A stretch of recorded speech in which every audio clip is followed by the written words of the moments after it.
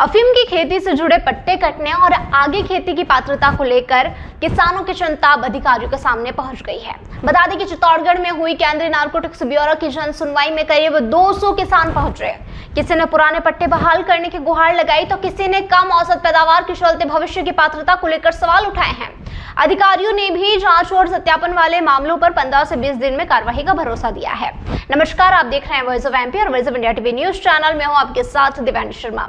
चित्तौड़गढ़ जिले में केंद्रीय नारकोटिक्स ब्यूरो की जन सुनवाई में अफीम किसानों ने अपनी समस्याएं सीधे अधिकारियों के सामने रखी।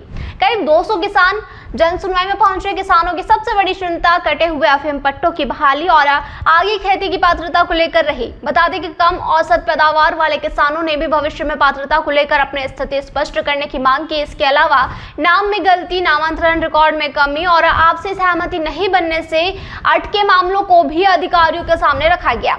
जन सुनवाई के दौरान कुछ मामलों का मौके पर ही समाधान किया गया, जबकि पुराने रिकॉर्ड निरीक्षण और सत्यापन से जुड़े मामलों को दर्ज कर आगे की कार्रवाई के लिए भेजा गया।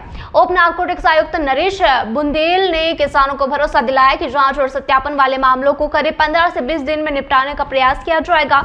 अब किसानों की जो है नजर विभाग की अगली कार्रवाई पर टिकी है। इसमें बहुत ही साधारण समस्याएं हैं किसानों की। कई किसानों को कन्फ्यूजन रहता है कि उनकी पात्रता बनेगी कि नहीं बनेगी। पुराने पट्टे कटे हुए हैं, उन पट्टों के बारे में पूछते हैं कि उनकी बहाली होगी नहीं होगी। कई बार औसतता में उनकी तो उनको पता नहीं होता है, तो वो पूछते हैं कि आएंगे कि नहीं आएंगे।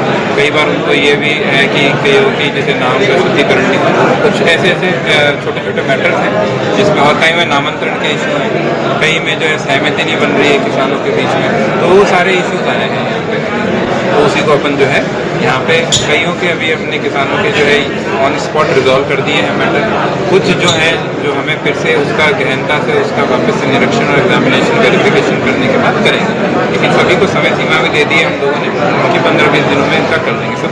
ये था अब तक अपडेट। लगातार ऐसी तमाम जानकारी और अपडेट्स के लिए बने रहिए वॉइस ऑफ एमपी के साथ।